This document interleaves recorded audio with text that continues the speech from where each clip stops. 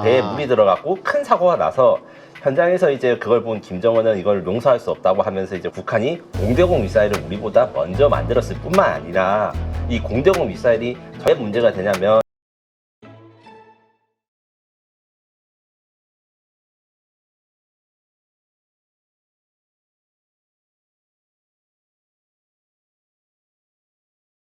네, 오늘 모신 분은 에비에이션 위크 한국 특파원이시죠? 김민석 특파원 모셨습니다. 안녕하세요. 안녕하세요. 자, 오늘 속보로 지금 막 나오는 뉴스 보니까 그 북한에서 그 구축함 진수식이 있었나 봐요. 거기 김정은이 직접 참석을 했는데 경로했다. 이건 뭐 있을 수 없는 일이다. 범죄 행위다. 이런 뭐 화를 냈다고 이게 또 방송에서 관영 방송에서 또 발표한 거 보니까 이거 뭔가 뭐 되게 궁금해요. 네, 일단 북한은 얼마 전 지난 25일 그러니까 4월 25일에 최현호라고 하는 구축함을 이제 남포에서 건조를 했는데 이 똑같은 구축함을 청진해서 건조해서 진수식을 앞두고 있었습니다. 그런데 김정은이 참석한 진수식에서 이게 사고가 났고 이게 김정은이 경로했다는 게 그 북한 측이 발표한 내용인데 진수라는 것은 그 말 그대로 배를 물에 띄운다는 것입니다. 네. 배를 물에 띄우기 전에는 지상에서 만들다가 이거 물에 채워 넣거나 혹은 배를 물에 밀어 넣는 게 있는데 이 밀어 넣는 과정에서 뭔가 실수가 있어가지고 선수와 선미가 같이 들어가야 되는데 선미가 먼저 들어가고 그 과정에서 배의 핵심 부분이라 할 수 있는 용골과 바닥이 있는 바닥 부분에 파손이 나서 구멍이 났답니다. 그래서 배에 물이 들어갔고 큰 사고가 나서 현장에서 이제 그걸 본 김정은은 이걸 용서할 수 없다고 하면서 이제 관영 매체도 했는데 지금 현재 정확한 피해 사실에 대한 공지나 이런 것은 당연히 북한이 공개하지 않겠지만 최근에는 그 위성이 굉장히 발달되어 있습니다. 아주 발달한 이 위성들이 이제 민간 시장에서 많이 나오기 때문에 아마 며칠만 기다리시면 그 배가 어떤 상태인지 혹은 이제 뭐 구조를 할 수 있는지 이런 것도 알 수 있겠지만 제가 보기에는 안 그래도 이제 북한의 조선 기술력이 좀 뭔가 좀 얕잡아 보고 있었는데 원래 최현호가 등장하고서 좀 되게 깜짝 놀랐거든요. 마치 한국의 이지스함 같은 이런 외형을 가지고 있어서 그래서 북한이 우리가 모르는 이런 능력을 가지고 있나 했던 차에 이런 사고가 났기 때문에 우리가 냉정하게 북한의 기술력이라든가 아니면 어떤 게 좋고 어떻게 나쁜 건지 이런 파악하는 계기가 될 것 같습니다. 네. 하여튼 뭐 뭔가 새로운 무기들, 엄청나게 뛰어난 성능을 가진 무기다 하면서 발표하면서 그 김정은이 직접 참관하고 한 것들이 뉴스에 나오다 보니까 이게 뭐지? 이렇게 발전하고 있나? 그런 생각을 했었는데 일단 배가 진수한다는 건 그러니까 이게 이 몸통이 같이 끝과 끝이 옆으로 이렇게 해서 바로 떠야 되는 거죠? 네, 여러 가지 방법이 있는데 끝에서부터 밀고 들어가는 방법, 양옆으로 밀고 들어가는 방법, 이 방법이 있고 대한민국의 경우에는 도크를 조종해가지고 물을 채워 넣는 식인데 이 북한의 경우에는 이런 시설이라는 게 발달이 안 돼가지고 밀어가지고 넣는 과정에서 문제가 생긴 것으로 보입니다. 네, 알겠습니다. 어떤 결과가 나왔는지 한번 좀 저 위성 사진 한번 좀 기다려 봐야겠네요. 네. 근데 조금 전에 이제 북한의 최현함 말씀을 하셨는데 그게 한국의 이지스함하고 너무나 외관이 좀 비슷하다. 그래서 이것도 뭐 이지스함 아니냐 뭐 여러 가지 논란이 좀 있었는데 어떻습니까? 왜 이렇게 비슷하게 생긴 그런 게는 뭐 뭔가 성능이 들어가 있으니까 그런 거 아닌가요? 네. 일단 이제 위협적인 부분 그 다음에 북한이 이제 부족한 부분 이거를 나눠서 설명을 드리자면 북한이 이번 최현함이 위협적인 것은 사실입니다. 왜 위협적이냐면 북한 최현함 목적은 기본적으로 전술핵 투발 수단으로 만들어진 전투함이기 때문입니다. 보기에 보기에 한국의 이지스 구축함과 비슷한 요소들이 매우 많은데 일단 이제 상부 구조물 같은 게 각이 진다거나 혹은 이제 발달된 레이더라고 할 수 있는 위상 배열 레이더 같은 게 사면으로 배치되어 있거나 함포가 원래 북한은 57mm, 뭐 76mm였는데 127mm 우리 해군의 이지스함과 똑같은 규격의 함포를 설치하거나 그리고 VLS라고 현대 함정에는 항상 미사일을 만들었을 때 발사대에다가 얹어서 쓰는 것도 있지만 대부분은 이제 수직으로 봐서 함교 밑에다 놨습니다. 이러면 공격에도 안전하고 많은 미사일을 집어넣을 수 있는데 최현함의 특징 같은 경우에는 미사일이 굉장히 많아요. 어느 정도 많냐면 최소 72발에서 90발 가까운 미사일이 탑재되어 있는데 이게 얼마나 많은지라 이야기를 하자면 최현함의 무게를 북한 측이 설명하기에 5,000톤의 배수량이라고 표현합니다. 이것과 비슷한 것이 그 우리나라 해군의 그 우리나라 해군 충무공 이순신급 구축함과 비슷한데 그 충무공 이순신급 구축함도 미사일이 많다고 해가지고 50여 발 가지고 있거든요. 네. 근데 미국은 같은 크기의 30발 이하로 그 무장을 집어넣습니다. 왜냐하면 무장을 꽉꽉 채워넣는다 해서 무조건 좋은 게 아니고 사람이 활동한 공간, 그 다음에 연료를 채워넣을 공간, 기타 장비들을 넣어야 되는데 북한을 채워넣으면 핵심적으로 그 KN-23이라고 하는 북한의 탄도미사일을 배에서 쏴서 이제 전술핵 공격을 하기 위한 수단으로 만들었기 때문에 이 미사일이 대형 VLS 그 다음에 배가 크고 아무래도 눈에 띄니까 이걸 방어하기 위한 대공 미사일들, 잠수함 공격 미사일들 이런 걸로 채워넣다 보니까 우리 이지스함과 비슷해지고 우리 이지스함과 다른 거는 우리 배라면 절대 설계하지 않은 과무장을 했다. 이것은 북한이 작은 돈으로 어떻게든 이 효과를 내기 위해서 만들기 때문에 그런 것입니다. 그럼에도 불구하고 최연함의 가격은 북한이 만든 그 어떤 무기보다 더 비쌀 것으로 예상되는데 이걸 만든 이유는 간단합니다. 핵무기의 경우에는 핵무기가 쏴가지고 터지는 것도 중요하지만 아무래도 이제 최고 지휘부가 명령을 낼 때 원활하게 통신을 해가지고 표적을 할당하고 이런 게 중요합니다. 북한이 얼마 전에 김군옥 영웅함이라는 SLBM 잠수함을 만들어서 우리 장보고 3보다 훨씬 성능이 떨어지지만 그래도 이제 핵무기를 탑재했다고 주장하는 잠수함을 만들었는데 이건 여러 가지 문제가 있지만 제일 큰 문제는 통신이 있습니다. 네. 잠수함에다가 야, 핵미사일 쏘라 이렇게 명령을 내릴 경우에는 이제 일반적인 전파로는 통하지 않고 극초장파라는 게 필요한데 이번에 개봉하고 있는 그 미션 임파서블에도 약간 그 비슷한 장면이 나와요. 이게 잠수함에다가 그 통신을 하려면 일반적인 통신기로는 절대 안 됩니다. 그래서 엄청 큰, 그러니까 수십 미터짜리의 안테나를 달고 있어야 되는데 눈에 잘 띄니까 파괴도 잘 되고 이게 명령이 잘 되는지 알 수가 없어요. 대신에 배는 무전기 같은 게 많이 탑재되어 있으니까 김정은이 원하는 시기에 원하는 명령을 할 수가 있어가지고 이 배를 만든 것이지만 아무래도 무리하게 이걸 만들었다 보니까 이 사고가 나는 것도 당연하고 남포와 청진, 요게 또 중요한 점이 있습니다. 우리나라 같은 경우에는 삼면이 바다라고 하지 않습니까?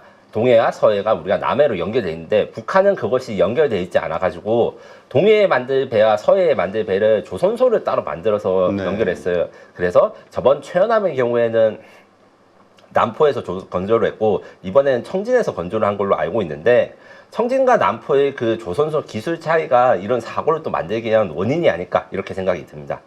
그러니까 그 북한에 있는 조선소, 그러면 북한 조선소니까 다 똑같은 거라고 보통 생각하는데 조선소마다 기술력의 차이가 있을 수 있다. 네. 그리고 그런 이유 같은 경우에는 북한도 우리나라처럼 수도권 집중 국가인데 이게 독재 국가의 수도권 집중은 우리가 생각하는 서울에 땅값이 비싸고 아파트가 많고 백화점이 있는 거랑 차원이 다릅니다.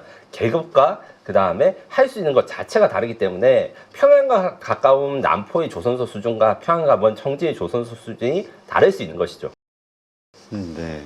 그렇다면 어쨌든 그 최연함, 북한이 만든 최연함 같은 경우 우리 입장에서는 어쨌든 가장 그 조심해야 될 북한의 어떤 해군 전력이잖아요. 어떻습니까? 이것을 상대할 우리의 전력은 어떤 게 있나요? 기본적으로 최연함은 원래는 북한이 가지고 있지 않았던 미사일 방어 능력, 이것이 이번에 최초로 구현된 것인데 우리나라의 이지스 구축함이나 대곡구 구축함처럼 위상 배열 레이더로 적을 탐지한 다음에 수직 발사하는 대공 미사일을 통해 가지고 이 미사일을 격추할 수 있다. 대한 미사일이라고 하거든요. 안티CB라고 하는데 요거 능력 때문에 여러 가지 좀 기존의 북한 배들을 상대하는 것과는 많이 달라야 돼요. 거기다가 북한은 요새 우크라이나에 파병을 했지 않습니까? 네. 거기서 이제 드론 보트가 굉장히 우크라이나군이 많이 써서 러시아 해군이 피해를 보고 있는 것을 보고 이런 드론 보트, 자폭 보트를 막기 위한 미사일도 16발 갖추고 있어요. 여기에 대해서 여러 가지 대책이 있을 수 있고 현재 현존하는 전력으로는 초음속 대한 미사일, 아직 기밀 장비라고 해가지고 발사 장면만 잠깐 공개되었는데 기본적인 대한 미사일이라는 거는 비행기랑 동일합니다.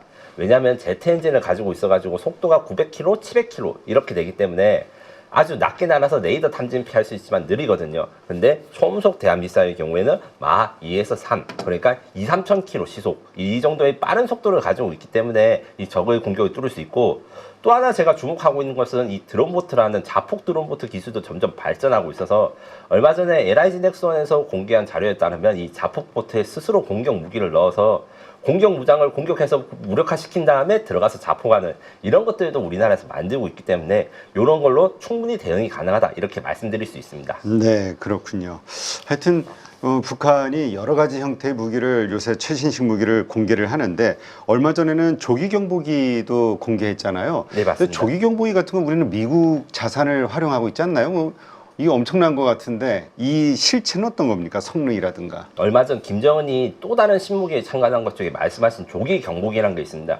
조기 경보기라는 건 에어본 얼리 에어크래프트라고 해가지고 저 멀리 있는 적이 우리나라 영공을 침범하는 것을 다른 비행기나 레이더보다 멀리서 파악할 수 있다. 이런 종류의 비행기인데 지난 2024년 8월부터 위성 영상에서는 이렇게 만들고 있는 게 식별이 됐으나 최초로 공개되고 이제 비행하고 참가한 거는 얼마 전의 일이었어요. 조기 경보기 같은 경우에는 대한민국도 아직 만들지 못했어요. 운용은 하고 있습니다. 4대의 E737 피스아이라는 것이 있는데 이게 미국 보유사에서 만든 거고 전량 수입한 것입니다. 네. 그런데 북한은 수입이 아니라 자체 제작을 했다는 것에서 굉장히 사람들이 놀랬고 특히 이제 내부 공간이란다 구조를 보면 이제 인도의 A-52I 조기 경보기 혹은 러시아의 A-50 메인스테이 뭐 이런 조기 경보기랑 외형은 비슷한데 내부 구조가 달랐어요. 그 말인즉슨 부품 단위에서는 아마 밀수라든가 수입을 하겠지만 상당한 설계라든가 제작에는 북한 기술이 들어갔다. 이것 때문에 우리나라에서 굉장히 좀 놀랐는데 다만 이것도 문제가 있어요. 어떤 문제가 있느냐? 조기 경보기라는 거는 영화에서 보면 적기들이 수백 개 내려올 때 지상에서 우리나라 전투기들한테 너는 왼쪽으로 가서 이 비행기를 요격하세요. 뭐 이렇게 명령을 내리고 이런 관제사가 탑니다. 이런 관제사가 이제 명령을 내리기 위해서 이제 한 줄로 서야 되는데 북한 김정은이 이제 북한이 공개한 조기 경보기의 경우에는 이거보다는 약간 군대에서 하는 브리핑, 지휘관한테 지금 상황을 설명하는 이런 대형 스크린이라든가 아니면 김정은이 앉을 만한 의자 같은 걸 특별히 설치했어요. 이게 다른 나라에는 없는 기능인데 결국에는 김정은 자체가 자신의 목숨과 생명이 제일 중요하고 불안하니까 하늘의 지휘소를 만들어서 왜 지금 한국의 공군기가 막 전쟁을 할 때 어떻게 평양 상고를 오고 있는지 이런 걸 명령을 드는 거를 하늘에서 듣고 싶어서 만든 것이 아닌가 이렇게 말씀드릴 수 있고 기술력 같은 경우에는 사실 세부적으로 알려지지 않았기 때문에 더 파악이 필요하지만 북한은 이미 그 위상 배열 레이더라는 기술을 이제 지상에서는 다 구현을 했고 1990년대엔 이런 일이 있었어요. 이라크가 굉장히 이라크가 이란 이라크 전쟁 이후 그다음에 그 걸프전 이전 1990년대 초반에 조기 경보기를 만들려고 해서 성공을 했거든요. 이게 딴 게 아니라 이 조기 경보기 한 건 핵심은 레이더인데 레이더 같은 경우에는 매우 커야 멀리서 볼 수 있을 거 아니겠습니까? 그러면 비행기를 크게 만들면 큰 레이더로 들어간다. 이런 단순한 원리를 사용해서 이제 좀 구현했기 때문에 한국보다 북한이 이것을 먼저 구현한 것에 대해서는 이게 좀 놀랄만 하지만 그래도 역시 그렇게까지 뭐 위협적인 것은 아니다. 김정은이 자신이 목숨이 위험받고 자신의 공중 공격을 막기 위해서 이런 것을 만든 것이 아닌가 이런 생각이 듭니다. 네, 그렇군요. 근데 이게 목숨이 더 보호가 될까요? 하늘에 떠 있으면 미사일이라든가 여러 가지 전투기라든가 더 공격이 집중될 것 같은데 도망갈 데도 없고. 대신에 지휘를 하기에는 사실 북한이 김정은 우리 현무 시리즈 이야기를 한번 한 적이 있지 않습니까? 그때는 지하에서 벙커에서 지시를 한다는데 지하 벙커에서 지시를 내릴 때는 정확하게 작전 지휘가 되지 않습니다.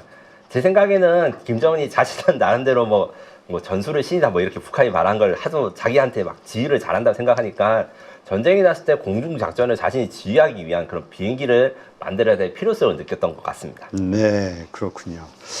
자, 지금 중거리 미사일도 북한이 공개했죠. 우리도 미사일 하면은 참 한가닥 하는 나라인데 북한도 만만치 않은가 봐요. 이게 다소 이제 충격적인 대비가 있었습니다. 5월 17일 김정은 국무위원장이 공군기지를 방문했는데 기존의 공군기지 방문은 뭐 시뮬레이터라든가 지상시험 뭐 아니면 이제 고개비행 정도만 보여줬다가 지상에서는 북한의 신형 무기 3종을 공개하고 공중에서는 북한의 제일 최신의 전투기인 미그-29 전투기가 자신의 북한 신형 공대공 미사일을 사용해가지고 요격 실험을 보였어요. 이게 문제가 되는 이유가 이 요격하는 대상이 2가지였는데 첫 번째는 대한미사일, 그 다음에 두 번째는 드론이었습니다. 이 많은 건 무슨 말이냐? 북한이 공대공 미사일을 우리보다 먼저 만들었을 뿐만 아니라 이 공대공 미사일이 전투기는 사실 크니까 포착을 하기 쉬운 거 아니겠습니까? 그런데 그보다 훨씬 작은 대한미사일 혹은 드론 같은 것도 요격할 정도로 정밀하다는 것을 우리나라한테 보여준 거고 개인적으로는 저는 이제 5월 17일 쇼크라고 부르고 싶을 정도로 좀 크게 문제가 되는데 왜 문제가 되냐면 우리나라 대한민국도 미사일 강국이지만 공대공 미사일은 아직 만들고 있어요. 제가 이제 단독 취재한 단거리 공대공 미사일 같은 경우에는 2032년 중거리 공대공 미사일, 그러니까 한국판 미티어도 2035년 이렇게 멀리 거리는데 북한이 어느 순간 그걸 딱 들고 등장한 거예요. 우리나라 같은 경우에는 사실 공대공 미사일이나 이런 거 만들 기술은 충분히 있으나 문제는 공대공 미사일의 경우 전투기랑 통합하는 게 힘듭니다. 네. 통합이라는 것은 전투기 레이더가 적을 포착하고 명령을 내리고 이런 데 대해서 데이터를 교환하고 하는 게 우리나라 전투기가 아니면 미국제 전투기가 하는 건 굉장히 어렵고, 우리나라도 이 레이더에다가 미사일을 연동해가지고 이게 적을 포착해서 여기로 미사일이 가라 이 명령을 내리는 것 자체가 시간이 굉장히 오래 걸린 건데 우리가 먼저 했고, 그래서 제가 찾아보니까 이미 2025년 제가 찾아보니까 이미 2021년 10월에 북한이 미사일을 공개를 했어요. 그리고 지금 보도가 저만 이제 단독 보도한 것 중에 뭐냐면 지상에서 보이는 지상판 북한판 암람, 그 다음에 실제로 발사한 북한판 암람, 이게 버전이 다릅니다. 네. 이 말은 즉슨 무슨 말이냐? 북한은 이미 2021년부터 이런 우리보다 먼저, 그러니까 한 5년 이상 빠르게 이 중거리 미사일을 만들었는데다가 한 번 만들고 시험 발사도 성공하고 개량형을 만들고 있는 중인 겁니다. 우리보다 한 2발짝 앞서 있는 건데, 물론 이게 북한 다 자체 기술로 할 리는 없고, 다만 이제 일부에서 이야기한 대로 러시아 기술이 들어갔다, 요건 조금 무리가 있어요. 왜냐하면 2021년 10월 달에는 러시아랑 북한 관계가 그렇게까지 좋지 않았거든요. 네. 우크라이나 전쟁이 터지고 나서 좋아진 거지. 그래서 아마 중국산 기술이나 이런 것들이 좀 들어갔대 어느 정도 지원을 했는지 모르겠지만, 뭐 이게 나왔다 해가지고 우리나라 F-15, F-35가 벌벌 떨어야 된다, 이것은 절대 아니지만 기존보다 어려워진 것은 사실이다. 이렇게 냉정히 바라봐야 됩니다. 네, 그렇군요. 진짜 이번에 그 미티어 미사일 관련해서, 그 다음에 그 인도, 파키스탄 전쟁 관련해서 이 공대공 미사일에 대한 관심이 커졌는데, 우리가 의외로 이 공대공에서 상당히 좀 낙후돼 있다, 이런 이야기들이 나오면서 좀 충격을 받긴 했었거든요. 우리는 미사일 강국인 줄 알았는데 이게 다 뭐 지대지 쪽이었나 봐요. 네, 맞습니다. 지대지랑 함대지, 그러니까 배와 땅에서 쏘는 것은 만들기가 굉장히 쉬운데 전투기라는 게 굉장히 복잡하다 보니까 우리가 남의 전투기를 사와가지고 우리 전투기를 결합한 기술이 다 고난이도의 기술이고 사실상 불가능했습니다. 네. 그래도 다행히 우리 KF-21이 지금 정상적으로 진행되고 곧 이제 양산도 시작될 거라서 요 KF-21이 실용화되면 많은 국산 무장들이 선을 보일 것인데, 이게 완성되기 전에는 우리가 우리 국산 무장을 테스트하기 좀 어려운 부분이 있는 것이죠. 네. 아니 근데 북한은 어떻게 했어요? 거기는 아예 비행기도 없지 않나요? 네, 북한은 지금 600대 이상의 전투기가 있지만 대부분 다 구형이고, 핵심은 40여 대의 미그 29 전투기가 그나마 최신형인데 요것도 40년 정도 되는 굉장히 오래된 것입니다. 되게 오래됐네. 다만 북한은 그 무기 발전 기술이 이런 데 집중을 하고 또 무기를 수출하다 보니까 얼마 전에 몇 년 전에 무슨 일이 있었냐면 BBC 다큐멘터리에서 북한의 무기 판매상을 원래 추적해서 북한이 파는 무기들 카탈로그를 받은 적이 있어요. 이게 미스터 제임스라고 해서 다큐멘터리로 있었는데, 이때 나온 북한의 무기들이 생각보다 많이 있었어요. 특히 무전기라든가 전자장비, 미사일 같은 것도 그때 당시에 있었는데, 우리가 지금 이야기하고 있는 현무에 그 대응할 수 있는 스커드 미사일, 아니면 우리나라 현궁 대전차 미사일에 해당되는 뭐 대전차 미사일 이런 것뿐만 아니라 그때 이미 공대공 미사일, 그 다음에 항공기에 들어간 컴퓨터 이런 것도 있었어요. 북한이 아마 제한된 자원으로 최소한의 개조를 하기 위해서 많은 노력을 한 것으로 보이나, 이것 같은 경우에는 쉽게 말해서 야매 의사한테 진료받는 것과 똑같습니다. 만들 수 있어요. 만드는 것보다 현대 무기는 뭐가 더 어렵다? 테스트랑 검증이 어렵습니다. 하긴 이번에 뭐 러시아에 그 군수 지원 해줬는데 상당한 게 뭐 불발탄이었다, 뭐 이런 얘기들이 나오긴 했었죠. 네, 그것 때문에 러시아에서 북한에 직접 찾아가서 북한의 군수상, 지금 우리나라 치면 국방과학기술연구소장 되는 분이 미사일 책임자가 러시아 현장에 직접 가서 불발탄이나 이런 걸 분석하고 이런 사건들이 있었는데, 제가 보기에는 북한한테 미사일을 받았는데 불발탄이라든가 정확도가 떨어지는 게 굉장히 많아가지고, 제가 우크라이나 언론인가 인터뷰 해봤을 때 그 북한의 KN-23이 원래 표적에서 한 400m, 500m 떨어지는 경우도 있었다고 해요. 다만 그것도 초기 단계고, 이런 북한과 러시아 간의 이 정밀도에 대해서 누가 잘못했냐 이런 논쟁을 거친 끝에 최신형은 100m 이하까지 줄어들었다, 이런 이야기를 우크라이나 언론인한테 들어서 북한이 문제가 있는 것은 사실이나 이런 우크라이나 전쟁을 점점 발전하고 있어서 우리도 가만히 이렇게 손 놓고 있을 수만 없는 그런 상황이라고 설명할 수 있습니다. 네. 그렇다면 아까 이야기하셨던 그 뭐죠? 조기 경보기, 그리고 이 공대공 미사일, 이런 것들이 합쳐지면은 상당히 위협적일 수도 있겠다라는 생각이 드는데요. 네, 맞습니다. 원래는 조기 경보기는 방어용 무기체계, 그러니까 북한이 영공을 침범한 적기를 경보하는 것이기 때문에 방어용이지만 문제는 대한민국과 북한이 너무 가깝다고 생각하는 가까운 게 문제입니다. 조기 경보기가 우리나라 조기 경보기 경우에는 탐지거리가 400km에 달하는데 북한이 그 정도의 북한이 그 정도의 탐지거리를 가지지 않았다고 가정을 해도 한 200km만 돼도 평양 상공에서 휴전성 상공에 떠서 비행하는 우리 전투기들을 탐지할 수 있거든요. 미그 29가 방금 전에 오래됐는데 중거리 미사일 탑재한 이유에 대해서 사람들이 사실 많이 의아하게 생각합니다. 왜냐하면 미사일 성능이 아무리 좋아도 이게 미사일한테 요걸 발사해라 명령을 하는 이 레이더의 성능이 받쳐주지 않으면 제 사거리를 내지 못하거든요. 네. 근데 여기서 문제가 발생합니다. 조기 경보기도 북한 국산, 미사일도 북한 국산. 이러면 미그 29가 조기 경보기로부터 이 탐지한 정보를 받아가지고 이 북한산 미사일이 원거리 공격을 할 경우에 최악의 경우에는 어떤 일이 생길 수 있는가? 대한민국의 공군기지 중에 전방기지는 뭐 나름 수원기지라든가 강릉기지 이런 것들이 있을 수 있는데 요 기지에서 이제 이륙하자마자 북한군의 미사일 공격을 받거나 이런 우려가 있어서 요 부분에 대한 대책은 필요하다 이렇게 말씀드릴 수 있습니다. 네, 그렇군요. 이제까지 우리 한국 공군이 북한보다 이 비행기 자체가 워낙 신형이고 뛰어난 성능을 가지고 있다. 공중전하면 다 이길 것이다 이랬는데 이게 멀리서 그냥 발사해버리면 그런 미사일이 있다고 하면 뭐 이번에 인도 파키스탄에서도 그런 결과가 나왔으니까 그러니까 우리는 바로 이륙하자마자 공격을 받는 그러면 이제 약간 무대책으로 당하는 수밖에 없는 그런 결과가 나올 수도 있는 거군요. 물론 우리나라 공군과 우리나라 방위 사업들이 그렇게 만만하지 않습니다. 이런 위협에 대해서 먼저 알고 있었고 여기에 대한 여러 가지 대응책, 그러니까 인도 파키스탄 공중전이 한국에서 재현되지 않도록 여러 가지 기술과 이런 것 능력을 개발하고 있는데 요거 같은 경우에는 인도 파키스탄 부분에서 제가 좀 더 다루겠지만 기본적으로 북한의 그 공중전 능력을 더 먼저 두 수 앞서 나갈 수 있는 기술들을 만들고 있습니다. 네, 그러니까 만들고 있지만 현재 시점에서는 그들의 이 원거리에서 그 공격하는 미사일 이거에 대해서는 우리가 좀 긴장을 할 수밖에 없는 상황이라고 봐야겠군요. 대책을 세워야 하는. 맞습니다. 예. 네, 알겠습니다. 이번에 우리 그 K2 전차 다시 좀 주목을 받고 있다. 해외 시장에서 각광을 받고 있다 하는데 어떤 뭐 특별한 이유가 또 생겼나요? 네. 지난달 지금 UAE와 한국의 그 합동 육군 훈련이 있었고 여기서 이제 K2 전차를 비롯해서 K22 장갑차, K239 천무 혹은 비격, 자주 박격포 뭐 이런 여러 가지 육군 장비들이 UAE에 가가지고 시험을 했는데 UAE 육군이 굉장히 좋게 평가를 하고 UAE 육군과 친한 다른 중동 국가들도 많은 관심을 표명했기 때문에 다시 제2, 제3의 K2 전차 수출국이 나올 수 있겠구나 이렇게 생각하는 상황입니다. 특히 UAE 같은 경우에는 세계 최고의 육군 국가는 아니지만 그래도 질적으로는 최고를 하려 해서 전차들이라든가 이 장비들이 굉장히 다양하거든요. 그래서 이제 대한장 로켓도 한국, 중국, 미국제 이렇게 세 나라를 다 가지고 있고 1990년대 초반에는 UAE가 북한 자주포도 수입한 적이 있어요. 아, 그래요? 예, 무기 수집에 진심인 나라입니다.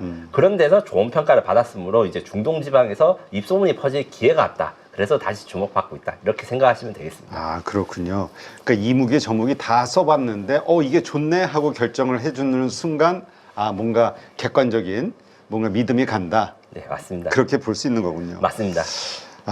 근데 지금 K3 전차 이야기가 좀 나오고 있던데 이건 어떤 얘기입니까? 어떤 정말 실체가 있는 건지 또 K2에 비해서 어떤 점들이 개선이 된 건지 궁금해요.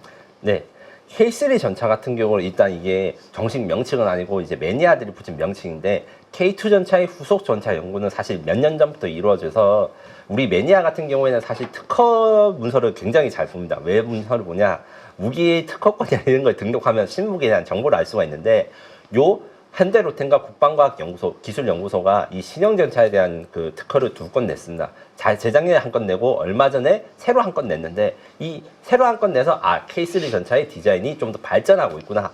기능이 뭐가 달라졌는지 요거에 대해서 저희 같은 밀리터리 매니아들이 많이 연구를 하고 있습니다. 이 공개된 정보나 아니면 추측을 좀 들어간 내용이지만 K3 차기 전차의 핵심은 유무인 복합 AI 그 다음에 전자전차라고 할 수 있습니다. 왜 전자전차냐? 기본적으로 이제 전차 같은 경우에는 사람 3명이 타고 있는데 이번에 K3 전차는 2명 이하의 승무원으로 운영이 가능하거나 아니면 사람이 탄 전차를 무인 전차가 따라갈 수 있게 이렇게 만들 수 있는 게 가장 큰 특징이고 화력과 공격력, 방어력이 전차의 3요소라고 할 수 있는데 화력면에서는 130mm 활강포를 탑재합니다. 활강포라는 거는 원래 이제 군대에서 총 쏘신 분들 알겠죠? 총기 수입할 때 보면 이 나선이 파져 있습니다. 네. 이게 없는 게 오히려 안 좋은데 대포의 경우에는 이 나선이 없을수록 더 잘 관통할 수 있다. 적 전차를 더 잘 격파할 수 있어서 활강포라는 명칭을 쓰고 120mm 활강포를 K2 전차가 사용하는데 K3 전차 130mm라 해서 구경이 10mm만 늘어났으면 파괴력이 별로 안 늘어났을 거 아니야? 이렇게 생각하실 수 있지만 에너지 기준에서 보면 거의 2배 이상의 에너지, 그러니까 기본적으로 봤을 때 스펙상으로는 2배 더 두꺼운 장갑을 파괴할 수 있는 강력한 위력을 가지고 있고 이 대포뿐만 아니라 여러 가지 미사일과 드론도 많이 가지고 있습니다. 무슨 말이냐고 하면 정찰용 드론을 마치 이제 지상의 항공모함처럼 K3 전차가 탑재를 해서 이제 내 눈에 안 보이는, 그러니까 저 산 너머, 언덕 너머에 있는 적도 포착할 수 있고, 이렇게 포착한 적을 공격 드론으로 공격하거나 아니면 장거리 미사일 탑재하는 걸로 쏘가지고 원거리에서 지나갈 수 있는 능력.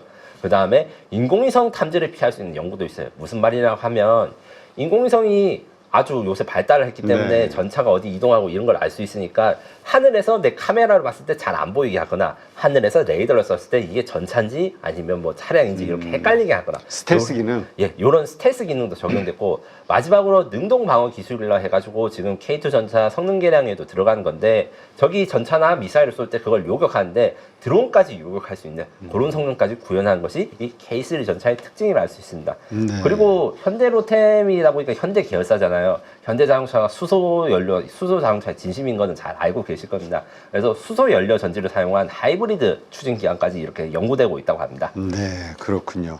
근데 말씀을 이렇게 듣다 보니까 개념이 우리 6세대 항공기하고 좀 비슷한 것 같아요. 네, 맞습니다. 전투라는 건 기본적으로 적이 나보다 늦게 무기를 쏘고 나는 적보다 먼저 무기를 쏘고 이게 황금률입니다.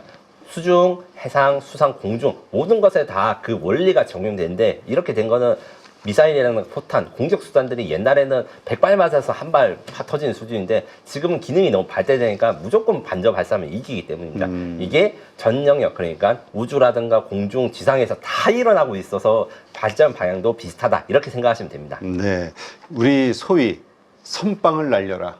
맞습니다. 네. 그러면 이길 것이다. 맞습니다. 이게 현대전 이 원칙이라고 봐야 되는 거군요. 맞습니다. 앞으로 최소 50년 이상은 이 원칙에 의해 가지고 신무기가 개발되거나 아니면 기존의 무기들이 기본 무기 방어력이 파쇄될 것입니다. 네. 이번에 미션 임파서블 영화 보니까 그 항상 그 위치를 확인하기 위해 임무가 그냥 위치 확인이더만요. 맞습니다. 잠수함의 임무가 맞습니다.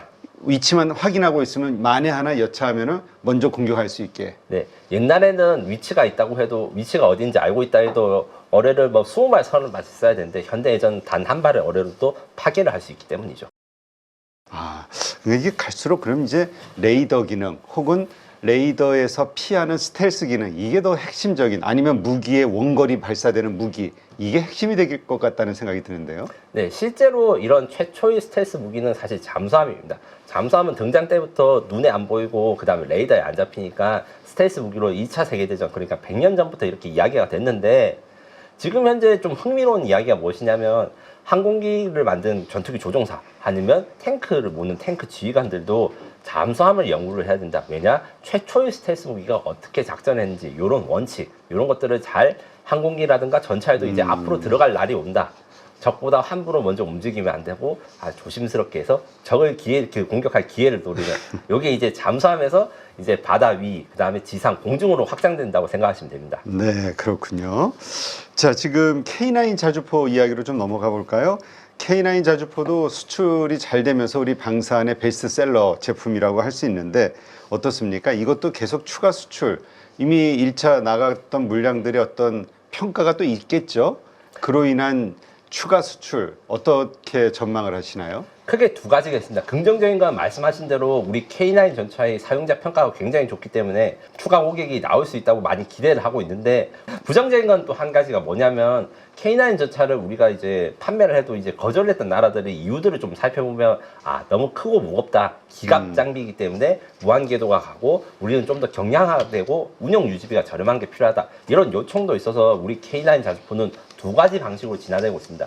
첫 번째는 자주포 자체의 능력을 강화하는 것인데, 아까 이제 포를 이야기했듯이 자주포는 이제 구경은 다 155mm로 동일한데 이 구경장이라는 게 있습니다. 155mm 몇 배 되는 포신 길이를 가지냐에 따라서 사거리가 달라지고 멀리 있는 적을 공격할수록 나는 안전해지고 적은 예상치 못하는 데서 공격을 받아서 이런 게 중요한데 지금 현재 K9 자주포는 52구경장이라 해가지고 155 곱하기 50이 되는 포신 길이를 가지고 있으나 58구경장 포신을 가지고 지금 국방과학연구소에서 설계하고 있습니다. 그러면 포신이 더 길어지면 사거리가 길어지는데 어느 정도 길어지냐? K9의 현재 최대 사거리는 40km 정도 되는데 이 58구경장 포신이 실용화되어 장착되면 60km의 사거리를 가지게 됩니다. 20km 더 늘어나게 되는 것이죠. 그럴수록 적이 안전할 수 있는 공간이 20km 더 줄어드는 겁니다. 이렇게 해서 포의 위력을 강화하는 것과 별개로 이 사용자들, 그러니까 K9을 선택하는 국가들의 목소리를 들어서 차륜형 자주포를 지금 개발 중입니다. 차륜형 자주포는 K9의 포탑과 차체가 있지 않겠습니까? K9의 모든 장비를 포탑 하나에 넣은 다음에 이것을 트럭에 얻는 방식입니다. 이 트럭은 뭐 유럽산 트럭일 수도 있고 미국산 트럭일 수도 있는데 이 트럭에 얹기 때문에 기본적으로 유지 보수가 단단하고 대신에 방어력은 좀 약해지지만 그리고 그 다음에 방어력은 좀 약해지면 경제성이 생겨서 요것 같은 경우에는 유럽 시장과 그 다음에 미국 시장 진출도 지금 모색하고 있어서 열심히 세주 중입니다. 네, 그렇군요. 하여튼 한국의 방산 무기 성능이 뛰어나고 또 생산 우리가 또 그 경쟁력이 있기 때문에 요즘같이 국지전이 많이 벌어지고 있는 이 글로벌 상황에서 상당히 우리 방산 산업의 성장이 기대가 된다 이런 얘기가 계속 나오고 있기는 한데 근데 이제 우리가 이제 막상 이러한 것들 보면은 이제 결국 이걸 운영할 병력이 중요하잖아요.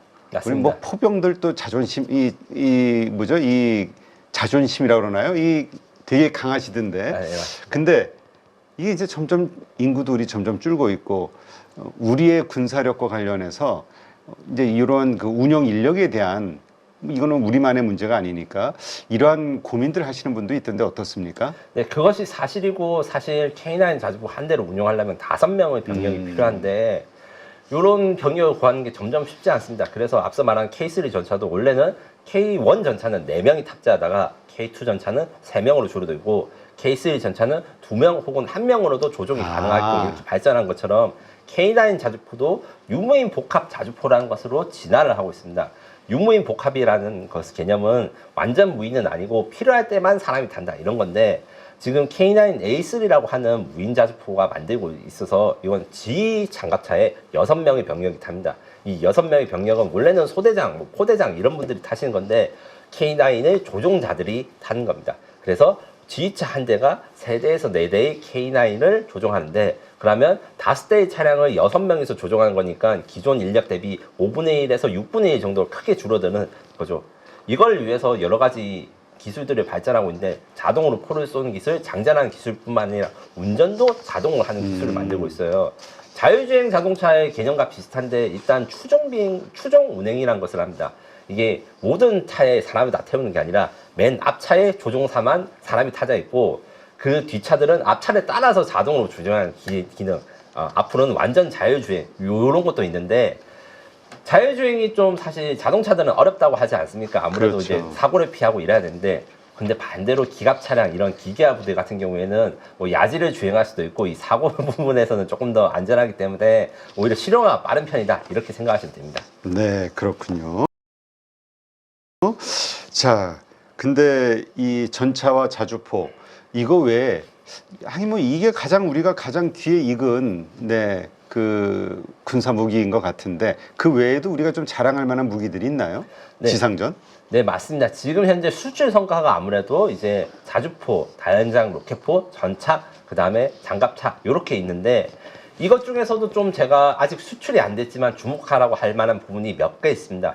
첫 번째는 무인 지상 차량 UGV라는 건데 쉽게 말해가지고 옛날 전쟁에 노새가 짐을 들어주는 것처럼 로봇이 병사들의 무기나 짐을 들어주는 거고 현재는 간단한 정찰 차량, 그 다음에 소형 전술 차량 뭐 이런 걸 대체하는 무인 지상 차량 사업이 있는데 앞으로 점점 발달하면 단순한 짐꾼을 넘어서서 스스로 무장과 미사일을 발사할 수 있는 이런 걸로 진화를 할 것이고 제가 주목하는 거는 이런 무인 지상 차량과 드론이 결합되는 거예요. 그러면 지상의 드론 항공모함이 돼서 사람이 전혀 없는 상황에서 원거리에서 이 무인 로봇 같은 게 드론을 발사해서 적을 공격하고 이렇게 될 경우에 지상전의 판도가 완전히 달라질 것이고 다행히 대한민국의 요 기술에서는 지금 하나 에어로스페이스나 그다음 LIG 넥스원 그다음 현대 로텐 등이 여러 가지 기술을 개발하는 게 세계적인 수준이라서 네. 작년에는 이제 하나 에어로스페이스가 이제 그런트라는 이름으로 미국 업체랑 같이 미국 시장에 도전했다가 이제 독일 업체에 졌는데 기술력이 따라서 전 게 아니라 이 가격 문제 이런 게 좀 덤핑을 했다고 독일이 해요. 대량 생산을 해가지고 요것들을 해서 다시 재진입 준비하고 국내에서도 이것을 많이 생산할 준비를 하면 좀 운영을 하면 아마 해외에서도 고객들이 많이 찾을 것으로 생각합니다. 특히 사우디아라비아 같은 경우에는 이런 무인지상 차량을 경비 용도로 쓰는데 그냥 경비가 아닙니다. 사우디아라비아가 걱정하는 거는 요 후티 반군 이런 데들이 옛날에는 뭐 몇 명 와가지고 RPG 로켓 쏘고 소총을 쏘는데 요새는 드론을 공격해가지고 그렇죠. 무인 로봇에다가 드론을 요격할 수 있는 미사일을 결합한 그러니까 무인 로봇은 현대로템이 만들고 이 드론 요격 미사일은 LIG 넥슨이 만든 걸 결합을 해서 지금 사우디아라비아 공동 마케팅을 하고 있습니다. 이게 있으면 24시간 무인 지상 차량이 이 정유 시설을 순찰하면서 드론이 보이면 즉각 사격하고 이런 경비 태세가 되는 것이고 또 하나 대형 사업으로 해가지고 지금 제가 수출 전망이 유력한 걸로 대공 자주포라는 게 있습니다. 쉽게 말해가지고 드론이라든가 항공기를 요격하는 대공포를 장갑차에다 얹은 건데 여러 국가들에서 관심을 가지고 있지만 특히 중동 지방에서 이것에 관심을 많이 가지고 있기 때문에 현지 생산을 포함한 이런 수출 상담이 좀 활발하게 돼 있고 이것이 실제로 생산된다면 이 대공자주포는 굉장히 좀 복잡하고 비싼 무기체계입니다. 전차보다 더 많은 센서가 들어가고 레이더도 A사 레이더 들어가고 미사일도 비쌌거든요. 이게 대당 가격이 100억이 넘는 간단하게 넘는 좀 고가 차량이기 때문에 수출된다면 이게 또 다른 대한민국 쾌거가 될 수 있을 것이다. 이렇게 기대를 가지고 있습니다. 네, 그렇군요. 그게 우리의 차세대 수출 방산 제품이다. 맞습니다. 이렇게 보면 되겠군요. 근데 말씀을 들으면서 이게 점점 그러니까 뭔가 사람의 힘보다는 자동화되는 AI에 의한 뭐 이런 그 무기들 이게 이제 자꾸 부각이 되는 것 같은데 그러다 보니까 자꾸 로봇에 대한 생각을 안 할 수가 없을 것 같아요. 이 로봇이 무기화되는 네, 이러한 세상 언제 올 것이냐 되게 당겨질 거라는 이야기도 있던데요. 네, 사실은 이미 왔다고 해도 저는 과장이라고 생각하지 않아요. 왜냐하면 자동화라는 게 결국에는 뭐든지 행동을 더 빨리 할 수 있기 때문에 전쟁터에서 굉장히 중요한 요소고 그래서 저희가 말하고 있는 이런 로봇이라든가 아니면 눈에 보이는 거 말고도 뭐 자동화 결심 지휘 체계 뭐 이런 걸로 하면 지휘관이 뭔가 결정을 하거나 공격 명령을 내는 거를 인공지능이 고조해 주거나 아니면 이런 조언을 해주거나 아니면 지휘관이 봐야 되는 사진이나 이런 것들을 분석해가지고 뭘 봐야 되는지 정리해주고 이런 것들이 이미 인공지능으로 많이 쓰일 뿐만 아니라 이 로보틱스 같은 경우에도 제가 말한 것들이 많이 들어가 있어요. 이미 K2 전차에 지금 그 K1 전차가 사람이 4명 타는데 K2 전차가 3명 탄다. 이것은 포탄을 장착해주는 로봇이 안에 내장되어 있기 때문입니다. 우리가 그것을 로봇이라고 부르지 않지만 자동 장전 장치라 하지만 기본적으로는 이게 로봇과 똑같습니다.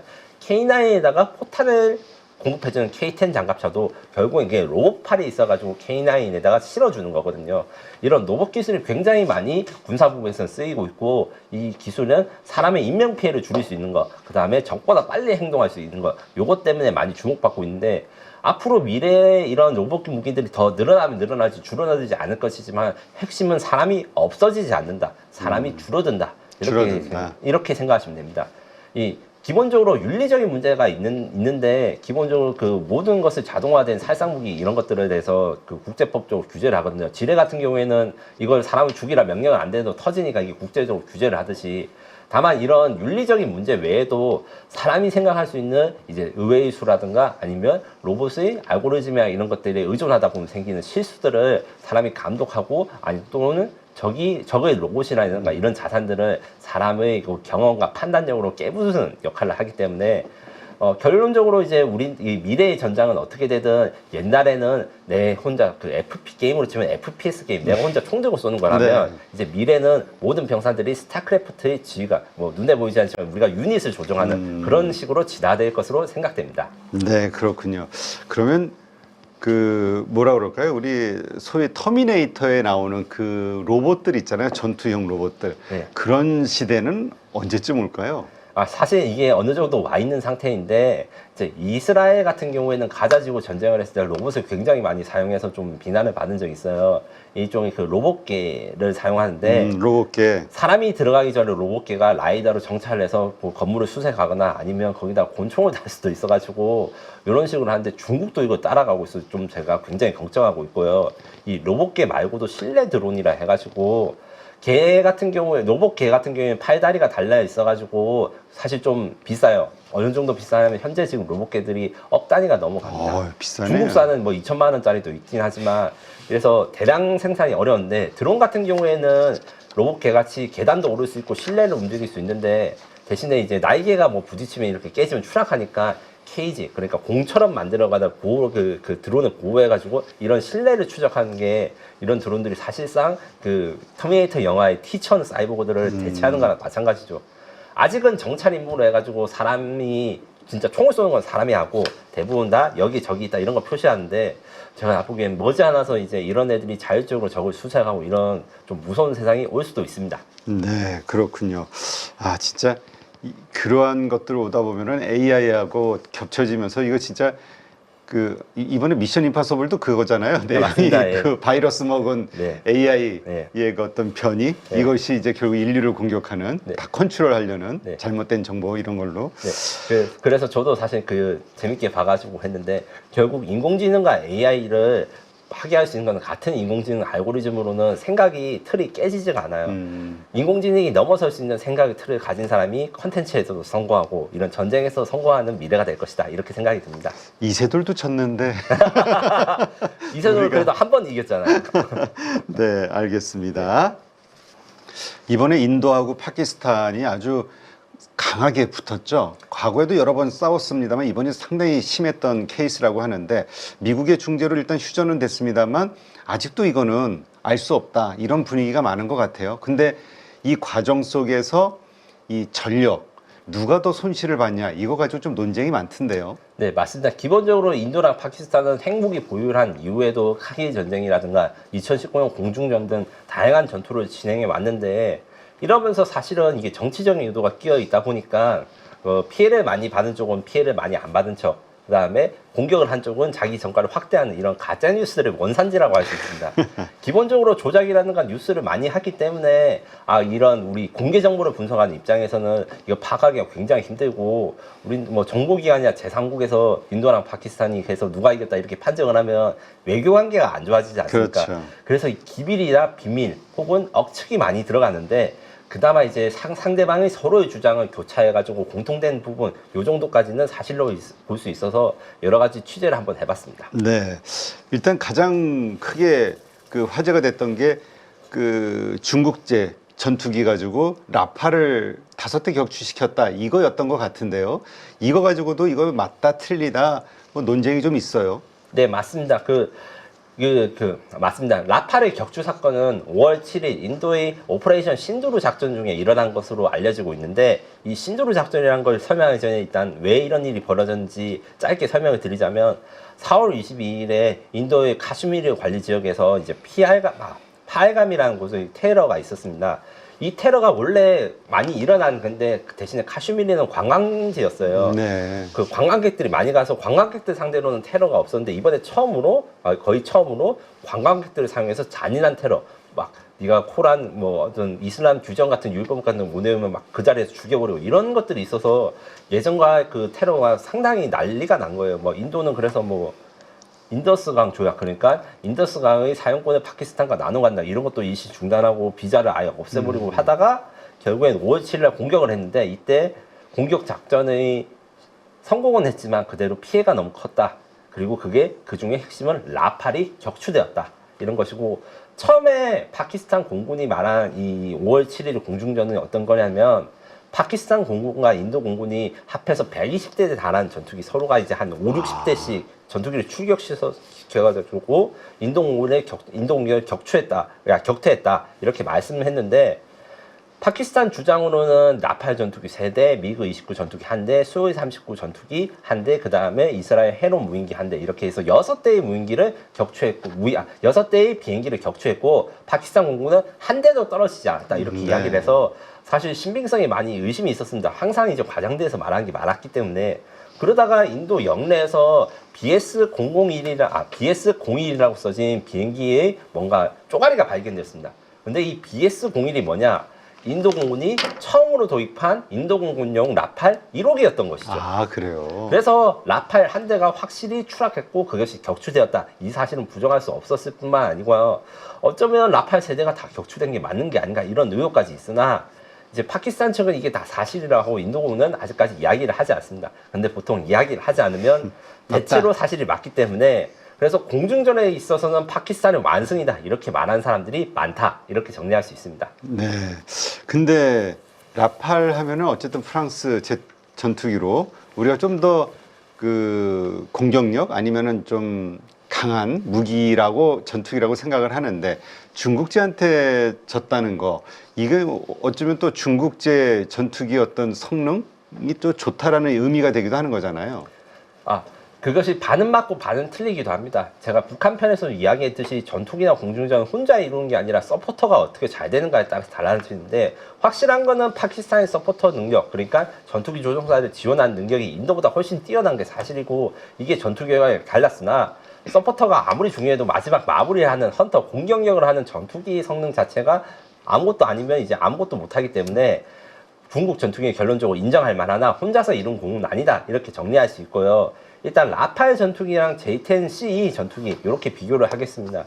라팔 전투기랑 J-10C 전투기는 똑같은 4.5세의 전투기지만 지금 알려진 바로는 라팔 전투기의 경우 1억 5천만 달러, J-10C의 경우 5천만 달러, 그래서 가격이 3배 정도 차이가 납니다. 이래서 사실 큰 난리가 난 것인데 둘 다 이제 발달된 A사 레이더, 능동 위상 배열 레이더로 150km 이상의 그 항공기를 공격할 수 있고 장거리 공대공 미사일, 발달된 전자전 장비 이런 것들 다 갖추고 있으나 중국산의 단점은 지금까지 검증이 잘 안 됐다는 거예요, 실정에서. 우리 사실 FA-50은 공대지 성능 같은 게 필리핀 방문해서 했는데 공중전은 실전을 겪어보지 않았거든요. 근데 중국은 그마저도 없었다가 이번에 중국의 J-10 전투기가 PL-15E라고 하는 그 발달된 중거리 미사일로 150km 이상의 거리에서 라팔 전투기 격추했다니까 이게 굉장히 화제가 된 것이고 라팔 전투기도 역시 미티어라고 할 수 있는 150km 이상의 그 사거리를 갖는 미사일을 가지고 있는데도 왜 이렇게 대응을 못했나 이걸로 설왕설래가 많고 전 세계 항공기 관련 군사 전문가들이 지금 열심히 연구 중입니다. 네. 아니 그래서 이 전투기가 문제가 아니다. 그 조종사가 훈련이 안 돼 있고 실력이 부족한 것이다. 뭐 이런 의견도 나오긴 하더라고요. 네, 이게 대해서 이제 인도 공군의 조종사 실력이 훌륭하다고 한 주장에 있어서는 어떤 게 있냐면 그 코프 인디아라 해가지고 인도 공군과 미국 공군이 한번 붙은 적이 있어요. 이때 인도 공군이 독특한 기동이라든가 여러 가지 선보여갔기 때문에 미국 공군이 많이 놀라고 연구를 했는데 문제는 인도 공군의 그 스타일이 쉽게 말하면 탑건 스타일입니다. 이게 결코 칭찬의 의미가 아니라 영화 탑건에서 톰 크루즈가 화끈하게 적의 가까이를 보서 근접전을 하고 그 다음에 적의 꼬리를 물고 이런데 사실 공중전이란 것도 이거 어떻게 말해야 되나 얍실하다 치사한 사람이 생존할 수 있는 게 사실 공중전이라서 현대 공중전은 적을 보고 이제 서로 1대1로 당당하게 맞붙는 꼬리를 잡는 개념이 아니라 적이 원래 나를 알아차리지 못하도록 원래 뒤로 가거나 아니면 숨어 있다가 갑자기 기습 공격하고 이런 능력에 대해서 인도공군이 떨어졌고 여기 사실 현대 공중전의 트렌드에 맞지 않아요. 그래서 인도공군의 용맹하고 그 다음에 훈련 경험이 많고 그 다음에 근접전 이런 고기동을 할 수 있는 능력이 있지만 현대전에 맞게 적과 이제 말하는 걸 숨기고 그 다음에 자신을 은밀하게 감추고 이런 것들에 대해서 좀 떨어지는 게 사실이었다 이렇게 평가할 수 있습니다. 네, 그 예전에 말씀 들어보니까 그거 같은데 웨스턴 스타일 서부 영화 그 정정당당하게 1대1로 하던 거하고 네. 마카로니라 그러나요?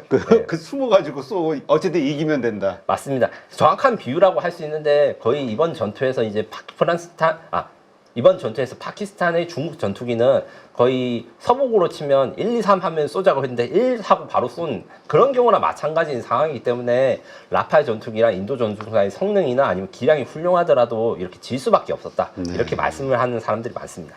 야, 그렇다면 그 진짜 이러한 것들이 또 데이터로 돼서 뭔가 긴장 관계가 형성이 되면 먼저 쏴라. 이게 또 작전 교범이 될 수도 있겠네요. 그래야 이긴다, 산다. 네, 맞습니다. 원래는 그게 먼저 쏴라는 게 예전에도 교전 수칙이었으나 이번 전투의 또 특징이 있습니다.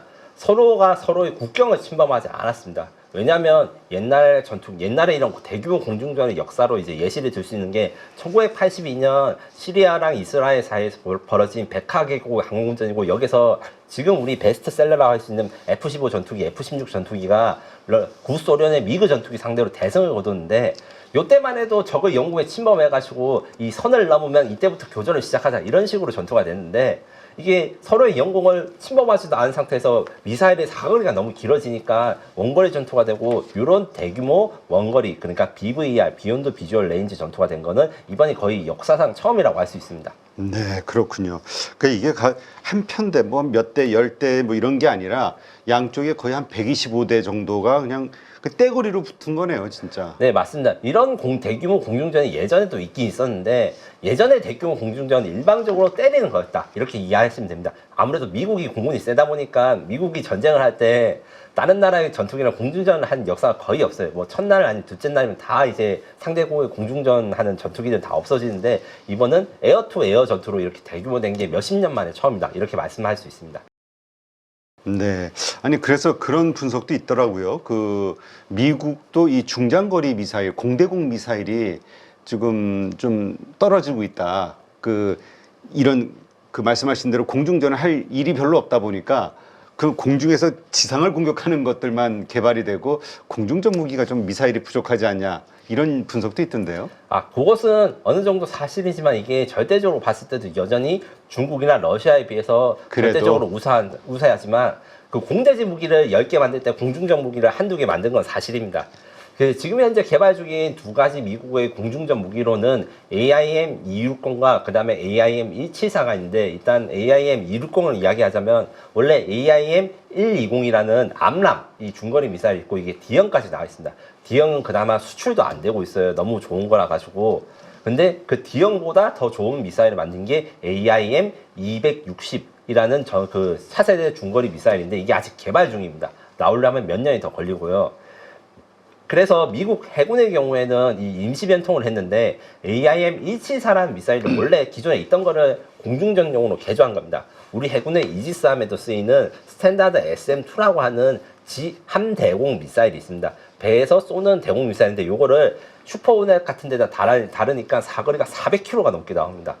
요것을 사용해가지고 아주 먼 거리 공중전을 사용할 수 있는 이 표적이 얼마 전에 일본에서 이제 공개되었고, 제가 보기에는 우리나라 해군과 이제 7함대 요게도 이 AIM-174를 단 슈퍼호넷 전투기들이 지금 실전 배치돼 가지고 있을 겁니다. 다만 이 스탠다드 미사일도 굉장히 오래된 미사일을 한 60년 된 미사일인데, 그동안 계속 개량을 해와가지고 이렇게 된 것이지만, 아무래도 투자가 좀 공대지 무기에 비해서 늦은 것은 사실입니다. 네, 그렇군요.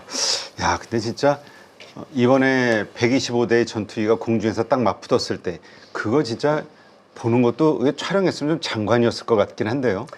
근데 이게 다 서로만 미사일 쏜 건 아니죠. 그냥 이렇게 날르면서 위협적인 어떤 행동들을 했던 거죠. 요게 대해서는 사실 정확한 확인이 어렵고, 다만 이제 지금 결과를 봤을 때 120대의 전투기 중에 최대 6대의 전투기가 떨어졌으니까 실제로 미사일을 쏜 비행기들이 몇 대나, 이게 논쟁이 있을 것이나 3분의 1 이하 이 정도로 가정이 되고, 다만 쏜 미사일은 굉장히 많았을 것이다, 이렇게 추정하는 사람이 많아요. 그러니까 라팔 한 대를 격추하기 위해서 4-5대의 미사일이 쏜 것이 아닌가, 여러 개에서. 그러니까 우리가 생각하는 그냥 중국제와 이거 그냥 1대1로 붙은 것처럼 우리에게 이미지가 떠지는데, 125대가 붙어 있는 상황에서 미사일이 막 발사되는 과정. 네. 이게 좀 치사하게 싸웠다. 그러니까 저기 사거리에 들어갈랑 말랑 하면서 이제 왔다 갔다, 와리가리라고 하는 표현을 좀 광성역은 아닌데 쓰는데, 이런 식으로 전투하는 방식이 좀 있었던 것 같고. 그게 딱 상대가 사거리에 딱 들어오는 순간 미사일 쏘고 다시 빠져나가고. 네, 그런 저쪽이 못 오게. 예, 이게 사실 전법이 있습니다. 일격이탈 전법이라 해가지고 예전에는 이런 것이 잘 쓰여지지 않았는데, 말씀드린 대로 요새 그 미사일의 성능과 명중률이 굉장히 높아지고 있다 보니까 결국 먼저 쏴야 되는 상황, 그 다음에 적이 쏘기 전에 먼저 쏴야 되는 상황이기 때문에 이런 일이 벌어진 것이고, 탑건의 세계가 사실은 없어진 게 이번 그 전투의 가장 큰 핵심이라 할 수 있습니다. 정정당당하게 내가 꼬리를 잡고 붙어서 상대방 조종사의 얼굴을 보면서 격투전을 한다. 이런 시대가 지나간 것이죠. 우리 소위 개떼 싸움이다 뭐 이런. 아유, 맞습니다. 네. 아니 근데 진짜 그 탑건 영화를 보면 그 막 그 미사일 쏘면 그 유도탄 가니까 뭐 나오면서 그 해가지고 맞고 하잖아요. 네. 그런 게 안 통하나요? 이제 현대전 미사일에서는? 아, 그게 안 통하기 위해서 여러 가지 방법을 썼고, 요게 대해서 좀 길게 말씀드릴 수 있는데, 인도의 전자전과 정보전에서 패배한 것 중에 굉장히 사람들이 놀랐던 것이 프랑스의 라팔 전투기는 스펙트라라고 하는 통합 전자전 장비가 있습니다. 이게 어떤 거냐면, 적 미사일이 온지 전파로도 감지를 하고, 이제 적이 전파를 안 되는 미사일을 쏠 때는 스스로 적외선 카메라가 달려 있어서 근접해 있는 미사일에 대해서 막 경보를 내리는 아주 최첨단 장비입니다. 이런데 이게 라팔이 격추돼서 사람들이 놀랐는데, 결국에는 이게 전자전과 정보전이 패배했기 때문에 라팔 개별 전투기가 아무리 성능이 좋아도 이렇게 졌던 것 같아요. 이 어떻게 패배했는지 이거 파키스탄 공군의 공식 발표에서 좀 충격적인 일이 있었는데, 자신들이 라팔 전투기를 파괴했다고 주장하면서 인도군의 무전을 그대로 보여줬습니다. 아, 그냥 작전을 다 송신을 다 들은 거군요. 예, 그래서 도청. 인도군 공군의 이제 라팔 전투기 그 닉네임 콜사인이라 해가지고 상대방을 부르는 이름 같은 게 있었는데, 고질라 1, 2, 3 뭐 이랬다고 해요. 막 그래서 고질라 3가 안 보인다 이런 내용들이 다 있고, 인도 공군은 반면에 이런 공중전 움직이는 건 열심히 했을지 몰라도 적의 눈에 띄지 않는 이런 이야기를 하거나 아니면 무전을 할 때도 도청을 하는 걸 막거나 아니면 도청당해도 이게 무슨 말인지 모르는 이런 것들에 대한 훈련이 좀 덜 돼 있었고, 그럼 아마도 이제 파키스탄 공군은 인도 라팔 전투기가 어떤 것이고 비행기가 여러 대 있으면 이렇게 구별하는 것도 어렵거든요. 구별도 정확히 해서 6대만 떨어진 것이 라팔 전투기를 집중적으로 공격하기 위해서 선별한 것이다. 이런 주장도 있으나 요거는 조금 확인이 필요하고, 만약에 진짜면 인도 공군은 완전히 파키스탄 공군에 놀아난 것이죠. 정보에서 졌습니다. 정보에서. 근데 우리가 이 정보 그러면 공중전에서 아까 얘기하셨던 그 조기 경보기 네. 이것이 그런 모든 지휘소 역할을 하는 거 아닌가요? 그 정도 뭐 각각 5, 60대씩 떴으면?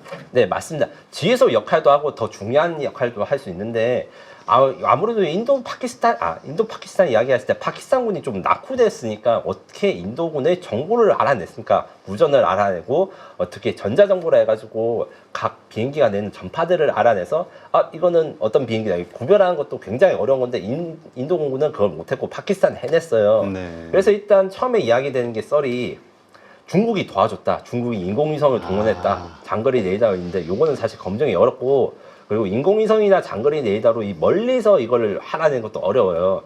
그래서 제가 지금 이야기하고 있는 것 중에서 주목할 게 조기 경보기고, 조기 경보기는 레이더를 사용해가지고 저기 멀리서 우리 영국을 침범한지 파악하는 것도 있지만, 여기 ESM, 엘린트라는 새로운 장비가 있습니다. 이게 정보 장비인데, 저기 우리 영국을 침범하거나 아니면 제가 어떤 전파를 내뿜는지 이거를 계속 분석해 놓고 하드디스크에다 저장해 놓고 난 다음에, 어제 왔던 애가 오늘 왔던 애랑 같은가? 이 비행기가 미그 29인가? 라팔인가? 이런 구별하는 데이터베이스를 쌓아놨습니다. 이렇게 되면 레이더를 켜지 않아도 원거리에서 어디 공군기지에서 비행기가 이륙했는데 이게 미그 29다. 아니면 몇 번 기가 탔다. 이것도 구별할 수 있게 되는 것이죠. 네. 이 역할에서 지금 조기 경보기가 역할을 한 것으로 보이고, 그 스웨덴 샤브 2000 LEI라는 조기 경보기가 있습니다. 이게 스웨덴이 한국에서도 지금 조기 경보기를 판매하려고 하는데, 이 파키스탄이 이 조기 경보기를 굉장히 좋아해서 원래 9대를 가지고 있었어요. 대한민국이 4대밖에 없거든요. 조기 경보기가. 파키스탄이 상당히 많이 가지고 있네. 2배 이상이니까. 예, 그리고 중간에 탈레반이 공격해서 한 대 부서지니까 그것도 다시 사고 해서 굉장히 인기를 끌었는데, 아마 파키스탄이 이번에도 활약을 했으니까 좀 앞으로도 더 사게 될 것이고, 반대로 인도 공군은 이 LEI LEI 조기 경보기에 대해서 아주 눈엣 가시로 보고 있어서 어떤 작전을 했냐면, 그 파키스탄을 공군기지를 타격했는데 전투기로 공격하다가 지금 떨어졌잖아요. 그래서 이제 브라모스라고 하는 지상에서 발사하는 초음속 크루즈 미사일로 이 파키스탄의 LEI가 있는 경락구를 정확하게 때려서 파키스탄 군인과 그 지휘관 스쿼드론 리더까지 사망하는 사건이 있었습니다. 그렇군요. 하긴 뭐 그냥 우리가 대충 국력을 비교하게 되면 파키스탄은 좀 어려운, 경제도 어렵고 인도에 비해서 인도는 좀 더 뭐 빈부격차는 심하지만 그래도 대국이라고 생각을 하고 있는데 좀 반대의 결과가 나왔군요. 네. 그리고 사실 이거에 대해서 이제 좀 남들이 이야기 안 한 게 공중전에서 워낙 파키스탄이 이겼으니까 파키스탄에 피해가 없다고 생각하시는데 제가 앞서 말했듯이 한 대에 1,000억 원이 넘는 조기 경보기가 이제 지상 공격에 파괴되고 인도 공군이 공습을 파키스탄에 대해서 많이 한 건 사실이라서 지상에 있는 초소라든가 뭐 이런 진지 공군기지들이 공습당한 거는 위성 영상으로 확인이 돼요. 그게 그 공대지 공격 능력은 상당히 있다. 하지만 공중전 항공기 라팔이 한 대에 1,500억인데 만약에 6대가 떨어졌다고 하면 이게 어마어마하거든요. 그 다음에 국가 자존심이 작살이 납니다. 그렇죠. 그렇기 때문에 인도가 군사작전에선 성공했을 때 그 희생이 너무 컸다. 이렇게 볼 수도 있다라고 말씀드릴 수 있습니다. 네.